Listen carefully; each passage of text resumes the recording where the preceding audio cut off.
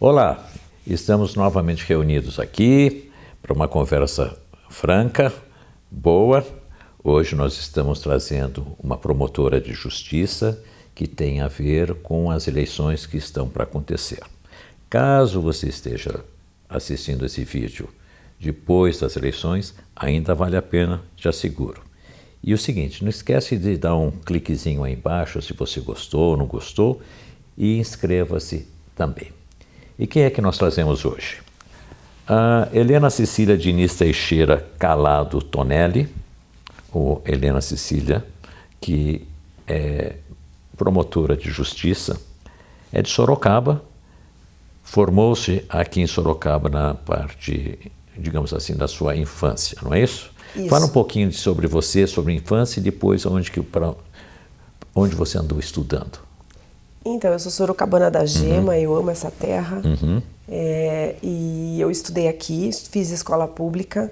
Do bairro de Santa Rosália. Fiz sim, Júlio Bierrenbach de Lima. Também estudei no Getúlio Vargas, na Escola Municipal Getúlio Vargas. E fiz 2 anos do Colégio Objetivo, Centro. Hoje meus filhos que estudam lá. Assim como todo sorocabano, né, a gente vai passando a nossa tradição para os nossos descendentes. Foi assim com os meus pais. Seu pai foi vereador. Sim, meu pai foi vereador 16 anos consecutivos. Hélio aqui. Teixeira Calado. Depois eu fiz FAD, eu me formei na FAD. Eu falo que assim, eu tenho uma vaidade, uma certa vaidade acadêmica, porque eu passei em segundo lugar no vestibular e eu tive a alegria de, pela última vez, né, que foi que o Dr. Hélio Rosa Baldi já estava doentinho, ele me chamava lá, ele sempre chamava os alunos que passavam até 10º, quinto lugar no vestibular, e ele dava as boas-vindas. E esse foi um dia mais emocionante da minha vida, porque o Dr. Hélio Rosa Baldi me chamou, e foi interessante porque eu fui ver aquela lista que ficava fixada na porta da FAD, e eu comecei do último lugar. E quando chegou no 10º, eu falei, eu não passei. E fui para casa. Você não chegou a ler o resto da lista? Não li o resto. Eu falei, imagina, né? E quando eu cheguei na minha casa, minha mãe estava me esperando, chorando, né? Eu falei, mãe, eu não queria te dar essa decepção. Ela, que decepção, você tá louca? Eu falei assim, naquela época a gente tinha que ir de ônibus, né? Então até eu ir de Santa Rosália à FAD, voltar para contar para minha mãe, ela já sabia pelo Dr. Hélio, que ligava, não porque conhecia, ele ligava para todos os alunos que tinham uma colocação nos primeiros lugares. E daí ela falou, você passou? Eu falei, não. Eu fui lá, mãe, eu via. Você não está enxergando direito. E nós voltamos então lá e eu recebi as boas-vindas dele e ele falou palavras assim maravilhosas. Então, isso de ser sorocabana e fazer FAD, né, tem esses momentos mágicos. Eu não sei se os alunos têm essa recepção ainda, mas eu acho que ela é importante. E era interessante também que nessa época a FAD era considerada assim uma faculdade com muitos professores muito bons de Sorocaba e muitos bons da São Francisco também, que vinham dar aula aqui, né? Eu fiz mestrado na São Francisco e lá os professores brincavam que em Sorocaba tinha uma mini Arcadas, né? Porque a frente da nossa FAD, ela é uma expressão das arcadas, né? Da São Francisco. E muitos alunos da faculdade daqui de Sorocaba talvez não saibam mais disso, porque o Dr. Hélio ele fazia questão de renovar todos os alunos que chegavam à tradição da nossa faculdade de Direito, que é expoente da cultura sorocabana. Eu tenho orgulho de Isso foi em que época? Eu saí da FAD em 93. Eu me formei em 93. Daí eu fui delegada de polícia por um tempo. Você foi para ser delegada também? Fui pra em Sorocaba Civil. foi em outra cidade? Não, eu fiz academia de polícia, daí eu assumi o 69DP em Itaquera, São Paulo, fiz plantão lá. Lugarzinho gostoso. Lugarzinho agitado lá. Foi muito bom, porque eu nunca tinha nem andado de metrô, assim, por aquelas bandas, vamos dizer assim, nem ônibus. E eu aprendi a andar, me virar lá, aprendi um pouco sobre o que é favela, criminalidade na pele. Foi bom, foi uma grande escola para mim. E uma escola que me ensinou também a valorizar os nossos policiais. Né? Entender a importância do trabalho deles, a sensibilidade do trabalho policial. Foi algo assim fundamental na minha carreira, que eu só posso agradecer. Depois eu entrei no Ministério Público, não é? também fui para a polícia nas primeiras colocações. Para você fazer essa transferência, você tinha que prestar concurso. Sim. E estudar sim. um pouquinho, né? Estudar um pouquinho. Primeiro eu fiz o concurso para a polícia e concomitantemente eu fiz para o Ministério Público. Sim. Eu fui agraciada, Deus foi maravilhoso comigo, porque eu consegui essa aprovação numa fase da minha vida, assim, importante. E aí eu fui, no Ministério Público, eu fui imediatamente para Campinas, que é uma cidade aqui do lado que eu amo muito. Fui substituta lá por um tempo. Depois eu fui promotora em Ilhabela. Foi uma fase interessante, importante da minha vida, exatamente porque eu não queria ficar por perto. Meu pai tinha uma identidade muito forte em Sorocaba, uma personalidade. Seu pai era muito conhecido, era muito respeitado. Ele fazia parte de... as coisas que estavam acontecendo certinhas em Sorocaba, coisas do bem, ele estava envolvido de alguma maneira. Sim, eu tenho muito orgulho de ser sorocabana, de ter minha família, de ter meus amigos sorocabanos, né? E de ter voltado para cá. Mas no começo da minha carreira, até porque eu era muito jovem, né? Eu entrei no Ministério Público com 24 anos e aos 25 eu já estava na minha primeira comarca. Então, assim, eu queria estabelecer minha identidade sem contar com a sombra dele. Você teve em Ilhabela também, era alguma coisa voltada para a área criminal ou não? Lá a gente fazia tudo, né? Sempre digo. Lá era tudo. Lá é laboratório geral. Você era geral. A única promotora? Única promotora lá, como a maioria dos promotores. Certo. Né? Daí eu fui para Carapicuíba, na Grande São Paulo, fiquei um tempo lá e me promovi para Guarulhos. Em Guarulhos eu assumi o Tribunal do Júri e Execuções Criminais. Fui promotora lá por 5 anos e aí eu tive meu primeiro filho e quando meu primeiro filho nasceu eu senti muita vontade de voltar para os braços da minha família, dos meus amigos, né, para as minhas origens. E eu voltei para cá e eu espero permanecer aqui até... E quando é que você fez parte do GAECO?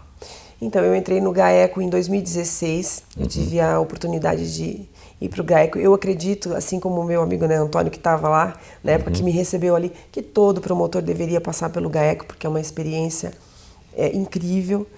E eu fui para o GAECO em 2016, permaneci 2016 até o comecinho de 2017. Eu ainda estou no GAECO. Você ainda está no GAECO. Só que agora não com prejuízo das minhas funções. Eu acumulo as funções de GAECO e de promotora criminal. Sim. Então, estar no GAECO agora... Mas e daí a questão eleitoral faz parte? Da minha promotoria. Tá. Então, eu tive no GAECO sob a batuta do Antônio, ele era o secretário, né? Antônio Domingos Farto Neto.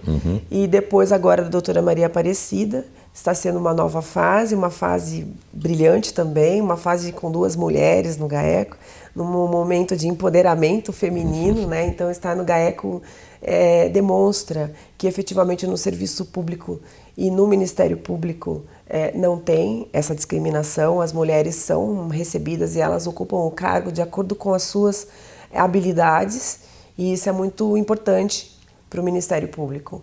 Enfim, e eu não pretendo me promover, eu não pretendo ser procuradora de justiça. A gente nunca deve dizer que dessa água não beberei, mas eu gosto muito de promotorar. Como é que você vê a chegada dessas eleições agora para domingo, sendo que a questão de poucas semanas tem muita gente que estava falando sobre as filas, que não estava funcionando a biometria e depois que ainda chegaram a dizer que algumas urnas não estavam oferecendo. Qual é o seu panorama sobre isso? Qual a sua visão? O que foi constatado?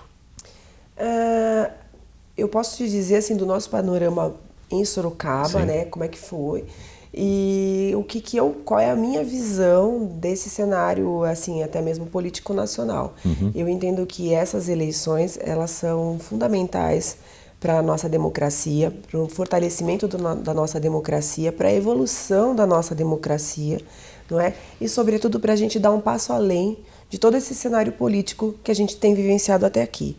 É a primeira eleição para presidente após um cenário político em que nós tivemos o impeachment de uma presidente, um ex-presidente efetivamente preso, né, e um governo que vem com pouca legitimidade. Então, essa eleição ela tem uma conotação de uma grandiosidade, de uma importância, sobretudo na opinião pública, porque ela vai nos mostrar, né, o day after de tudo isso.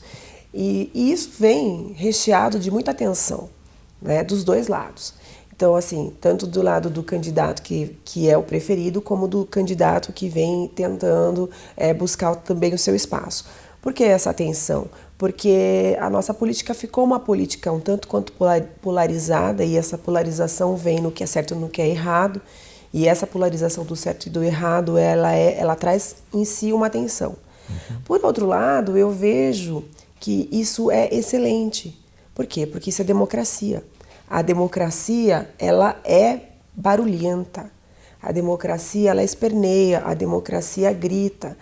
O contrário seria preocupante, porque o autoritarismo é silente. Então, mas nesse caso, você notou que houve o comparecimento do eleitor ou houve uma abstenção? Porque esse aspecto da importância que nós temos, acho que está muito bem colocado por você.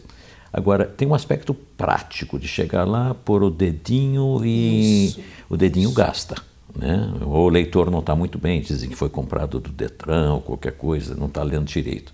E outro aspecto, teve gente reclamando das urnas. Isso.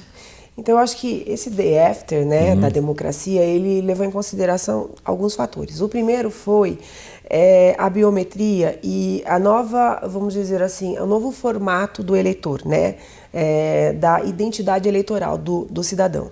E isso veio a partir do momento que se teve aquela, eu diria, na verdade, campanha para o eleitor ir e fazer a sua biometria e renovar o seu título.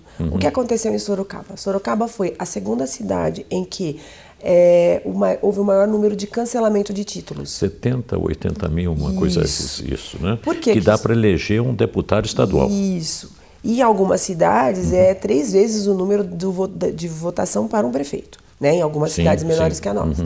Então, o que aconteceu nesse momento? Um pouco porque o eleitor não acreditou no cancelamento. Né? Não acreditou no cancelamento do título, não acreditou que ele não poderia votar.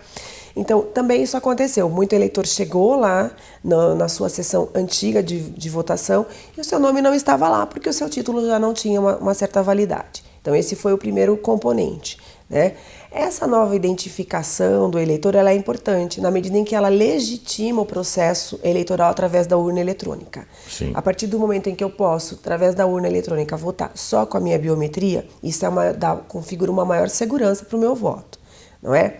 No segundo momento, essa tensão das fake news e toda a questão da mídia social, nós tivemos uma eleição em que, por conta desse fundo de campanha ser um fundo público, houve uma diferenciação nessa campanha eleitoral, então os partidos não tiveram à sua disposição muito dinheiro, né? O dinheiro que se tinha anteriormente e que vinha muitas vezes de doações. Essas doações não tiveram legitimidade nessa eleição. Então, o maior protagonista da campanha eleitoral acabou sendo a mídia, a internet. A partir daí, com as fake news, isso atrapalhou muito porque o eleitor passou a duvidar das urnas eletrônicas, não é? E isso começou a se transformar numa lenda urbana. Mas você coloca isso como realmente um mito de internet, porque essa história com as urnas eletrônicas, da viabilidade dela ou não, que ela pode ser hackeada, etc. Isso já ocorre há alguns anos, né? Sim. E parece que aumentou um pouco sobre isso. Isso foi notado por vocês? Sim, olha, vamos falar eu posso falar da minha sessão, né? Da minha zona eleitoral, que foi a 356ª. Então, o que aconteceu lá? Nós temos 122 mil eleitores. É um número considerável de eleitores, né? De 122 mil eleitores, apenas reclamaram de funcionamento da urna 17. Nossa. E que tipo de reclamação? Que isso, talvez não conseguiu concluir aquele negócio, então, que não aparecia a fotinho? Isso, a juíza eleitoral que trabalha conosco, que é a doutora Adriana, ela foi de uma sabedoria espetacular e o próprio pessoal do cartório, toda a OD aos funcionários da Justiça Eleitoral que estão preparadíssimos, né? A Vivian, a Isabel, as meninas do cartório. Então, o que a doutora Adriana ponderou? Primeiro, há uma questão eleitoral também que deve ser considerada: o que é uma reclamação eleitoral, o que é uma representação eleitoral, o que é uma representação do eleitor. Isso, tá. Em relação à fraude e em relação ao mau funcionamento. Tá. Existe uma diferença entre o mau funcionamento da urna e a fraude, né, em razão da urna. Então, primeiro a gente tem que fazer essa primeira análise. Então, o primeiro passo é, quando o eleitor chegou na sua zona na sua sessão de votação e ele não conseguiu votar, ele procurou o mesário, né? Toda a intercorrência durante a eleição foi registrada na ata, ok? O que a nossa zona fez? Nós levantamos todas as reclamações. E não foi só a nossa. Eu posso dizer isso, que isso aconteceu em todas as zonas eleitorais em Sorocaba. Isso foi um trabalho levado muito a sério. E foi criado em cada zona eleitoral uma equipe, uma comissão. Então, além dos mesários, a gente tinha uma comissão eleitoral. Como era? Essa comissão eleitoral era formada por funcionários dos cartórios eleitorais. Todas as zonas eleitorais de Sorocaba formaram essa comissão. Então, o eleitor chegou lá e ele não conseguiu votar. Ele passa para o mesário que ele não conseguiu. Tem duas situações, ele não conseguiu e ele não conseguindo durante a votação, isso já é relatado para o mesário, que tenta de alguma forma auxiliá-lo e alguns... Desculpe, só para entender uma coisinha. O fato de ele não conseguir votar é porque a biometria não permitiu. Isso, eu vou dizer agora os casos. Perdão, eu vou te dizer os 6 casos que aconteceram. Tá bom, perdão. Então, assim, o que aconteceu? Eu não consigo votar. Aí ele está lá votando na cabine. Sim. O mesário vai perguntar para ele, em qual momento da votação o senhor está? Está votando para deputado estadual, para deputado federal, para senador, para governador, para presidente? Em qual momento da votação? Aí ele diz, olha, eu estou votando para presidente, mas antes mesmo de eu apertar o confirma, o meu voto já foi encerrado. Foi uma das questões que eu vi na internet. Isso. Tá? Ou eu apertei um determinado número e não apareceu a fotografia do meu candidato. Tá? Aí o mesário pergunta, mas o senhor já terminou? Ah, já encerrou. Bom, então esse vai para a ata e ele vai dizer por que ele não conseguiu. Então agora eu vou te dar o resultado disso, na minha zona eleitoral. Mas foi um resultado semelhante em todas. Então olha lá, desses 17, no universo de 122 mil eleitores, né, 7 disseram assim, eu não consegui votar para o meu candidato porque eu não achei o meu candidato para a segunda vaga do Senado. Tá? Então isso aconteceu lá no momento da votação. Ou seja, ele precisaria votar para a segunda para dar continuidade. Isso, isso. 7 eleitores estavam nessa situação. Sim. Muito bem. Aí o mesário pergunta para ele, por que o senhor não está... O senhor estava colocando o número dele corretamente? Ele diz, estou colocando, e não aparece, meu voto dá nulo.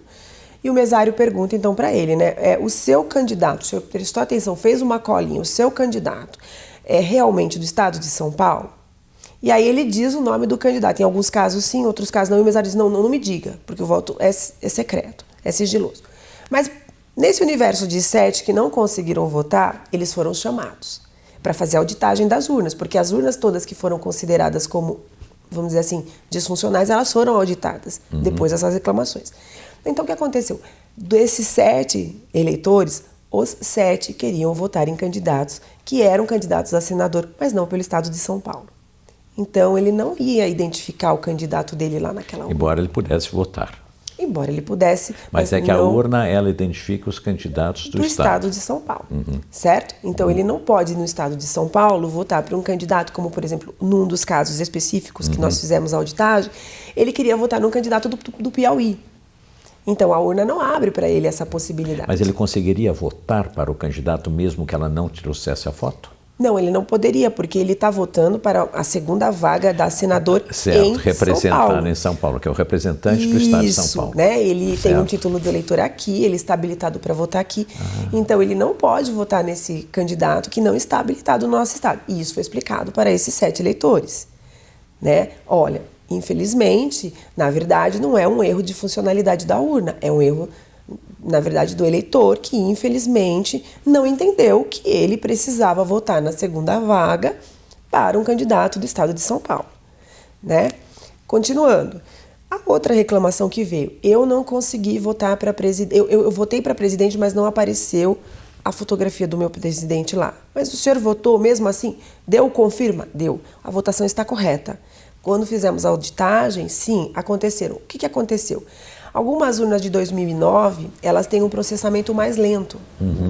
Então, o que acontece? Quando o eleitor digita lá o número... O chipzinho é mais antigo. É mais antigo. E todo o trabalho de funcionamento dessa urna de 2009 é mais lento. E nós tivemos uma mescla nessa eleição. Algumas urnas mais antigas e outras urnas bem mais novas. Né? Então, 5 eleitores reclamaram que não viram a foto dos seus candidatos. O que acontece aí? Então ele não votou no candidato dele? Ele votou, não é? E, incrivelmente, isso acontece. Todas as reclamações deram de eleitores de um determinado candidato que esmagadoramente venceu. Todas as reclamações eram nesse sentido. Então, o que acontecia com o processamento? O eleitor, antes de aparecer a foto, ele já apertava o verde, confirma. E não deu tempo... Às vezes é 1 segundo, 2 segundos, que por causa do processamento, mas ele já concluiu. Ele já concluiu a votação. Então, ele votou no candidato dele. O que ele não viu foi a foto. E na auditagem... Desculpe, isso vocês confirmam que o voto está lá. Porque vocês vão pegar o voto daquele eleitor, fulano, cicrano, vocês vão olhar, ele está lá. O voto está lá. Tá? Houve a urna audita dizendo houve votação sim. Okay. Né? Porque o que o candidato alega, que o eleitor alega é que ele não conseguiu votar. Mas lá, se vocês fazem essa auditagem, não diz quem votou, né?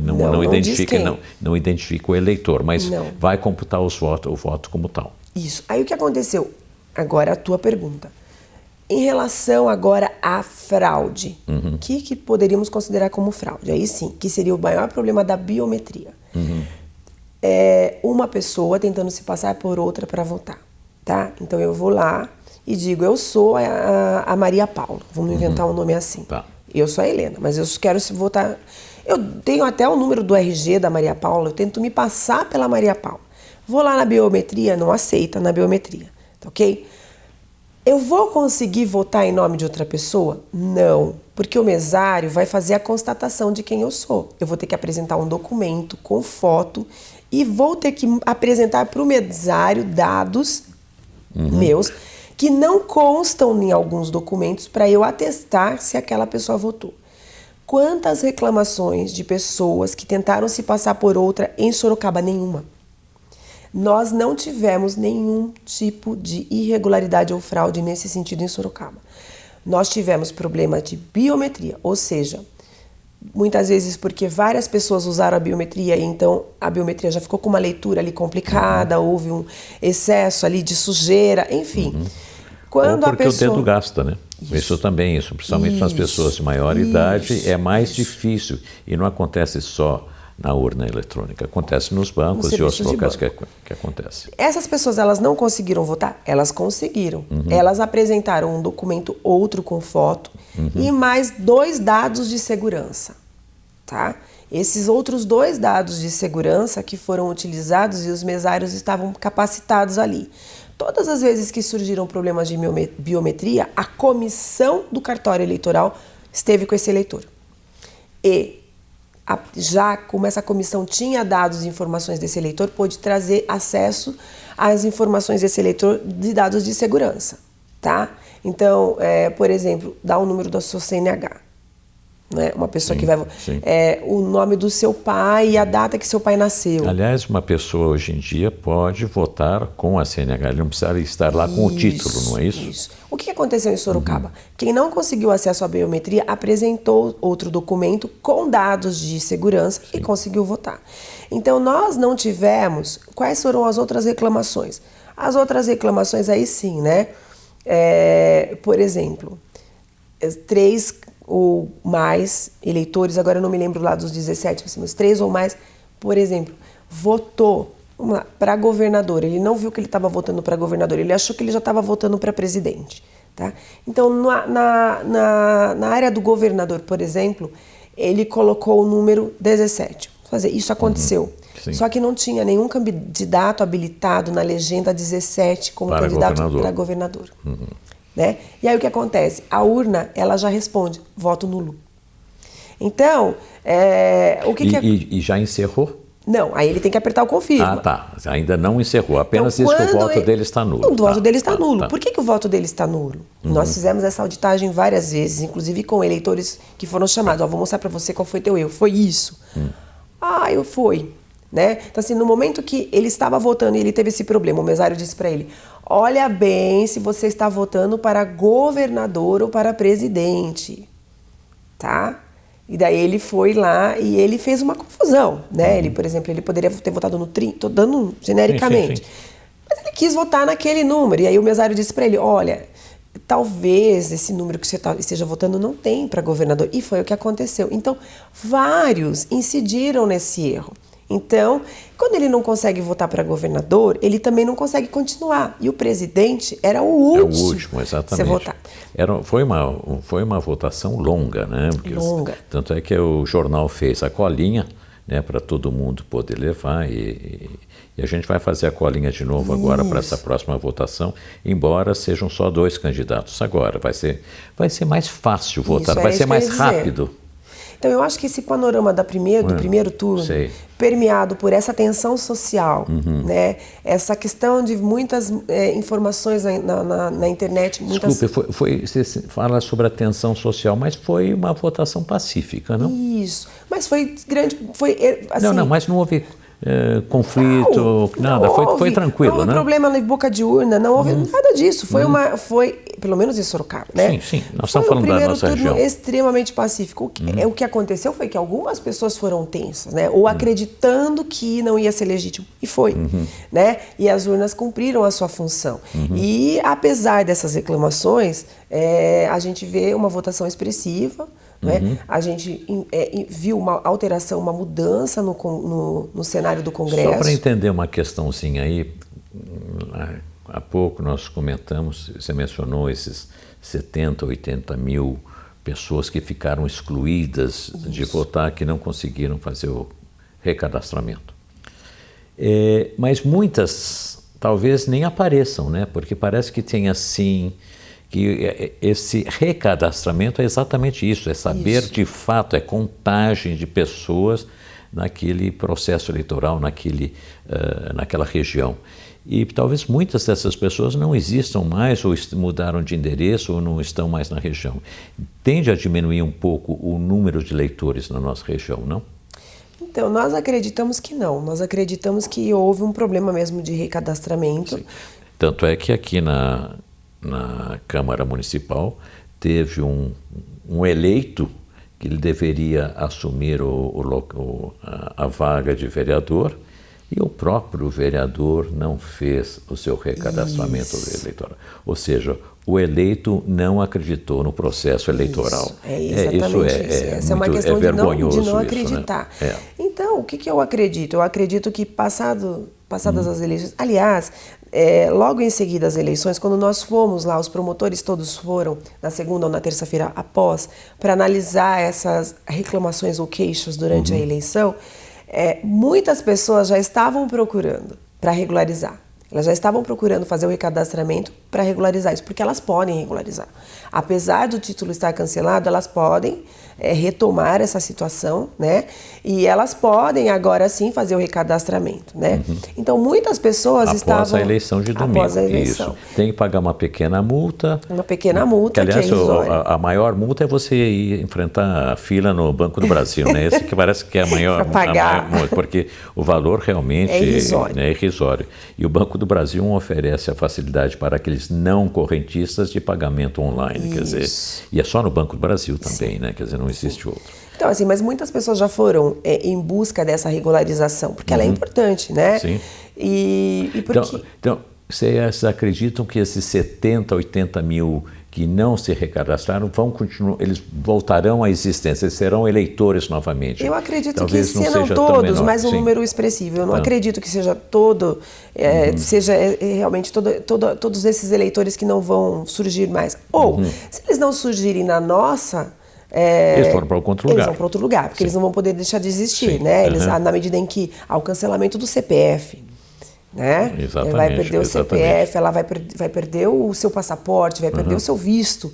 Então, eu acredito que essas pessoas irão, sim, procurar essa regularização. Em algum momento virão à superfície, isso. Né? Mas o que eu queria concluir, sobre a eleição é dizer o seguinte, que nós somos felizardos, né? Tanto nós que estamos trabalhando nessa eleição, como cidadão. Por quê? Porque nós estamos participando de um momento histórico do nosso país. Nós estamos protagonizando uma eleição importantíssima para a evolução da nossa democracia.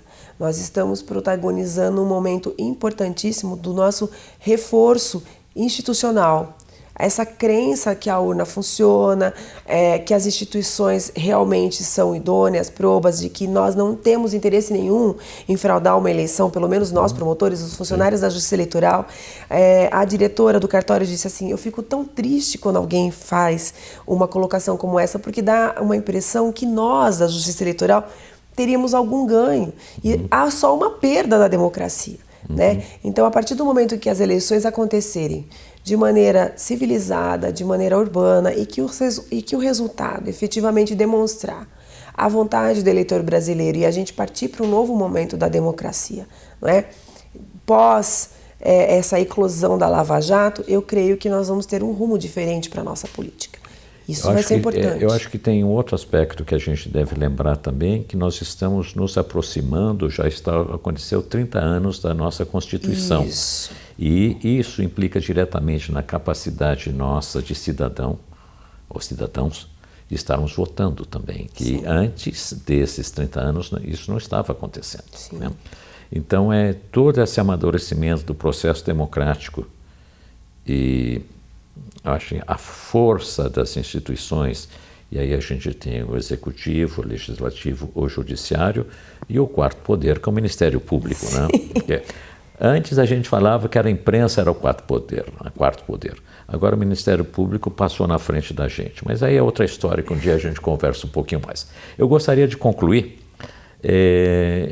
sobre essa questão de domingo próximo. Será uma eleição mais rápida, porque as pessoas passarão menos tempo ali, ter uma certa agilidade, e será também uma apuração mais rápida? Eu creio que sim, porque a apuração ela ficou um pouco mais lenta quando a gente enviava os dados, né, de votação dos deputados estaduais, federais, milhares, né, e nesse momento do processamento a leitura passava a ser mais lenta. Né? Como a gente vai ter a leitura apenas de na verdade, de uma vaga, não é? Eu creio que esse processamento vai ser mais rápido. Eu também queria te dizer assim que nós estamos caminhando eu diria, para um amadurecimento da nossa democracia em termos constitucionais e em termos eleitorais também. Mas eu ainda sinto uma questão. No Brasil, a gente ainda não entende que o cargo não é uma personificação daquela pessoa que está ali se candidatando. O cargo é do partido, não é? Então, o eleitor, ele vota para um cargo, mas ele vota para o cargo do partido. Então, eu acredito que a nossa democracia, tal como ela é formatada, e não tem como ser diferente num sistema presidencialista como o nosso, e de coalizão, as vagas são do partido. Então, eu creio que um outro passo, não segundo, mas um dos passos pelo qual nós vamos ter que avançar na nossa democracia é entender a importância do partido. Porque a vaga não é do candidato, a vaga é do partido. Tanto que aqui em listas, não é? Se um deputado acontece alguma coisa ou ele não pode assumir, imediatamente as listas, e essas listas são do partido. Não é? É o voto efetivamente no partido. Então, ainda nós não temos essa vivência democrática, ainda nós temos essa personificação. Eu voto no fulano, não é? Eu voto na pessoa D. E quando nós entendermos que a democracia também passa por essa análise e por essa aceitação e sobretudo, por essa identidade com o partido, aí sim nós vamos efetivamente caminhar. Essa é uma conversa que vai requerer uma outra conversa nossa aqui, porque infelizmente nosso tempo é um pouco curto aqui, mas para completar sobre o que você está comentando, né?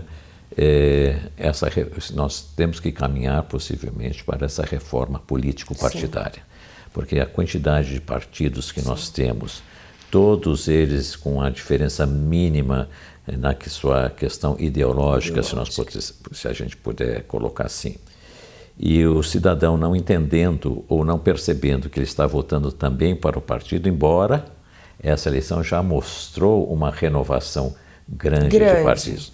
Nós temos alguns partidos que estão ficando para trás.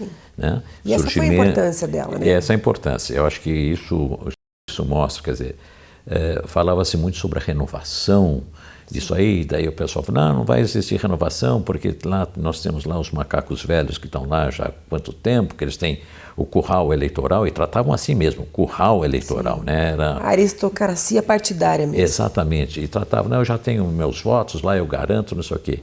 E muitos desses foram para casa. Sim. Nós agradecemos a sua presença. Eu que agradeço a oportunidade do Ministério Público também estar aqui. Deixo com você as palavras finais e acho que a gente precisa conversar mais, nós vamos fazer isso. Deixo com você Será as palavras finais. Eu diria que este é um momento crucial, né, para a nossa evolução e para o nosso amadurecimento enquanto cidadão, enquanto pessoa, enquanto instituição, não é? Mas sobretudo sobre um olhar do futuro. A gente precisa entender que, a despeito desse processo eleitoral, a gente tem um futuro, e eu acredito no futuro deste país, porque quem faz esse país somos nós, né? A grande força deste país é o brasileiro. E eu acredito no brasileiro, na garra, no trabalho, na bondade do brasileiro, na generosidade e até mesmo na fé ilimitada que o brasileiro tem de acreditar que vai dar certo. Então eu acredito que, a despeito de todos esses percalços pequenos, nós somos muito grandes. E o nosso país é muito grande e a gente já mostrou que pode dar certo. Helena, muito obrigado. Obrigada.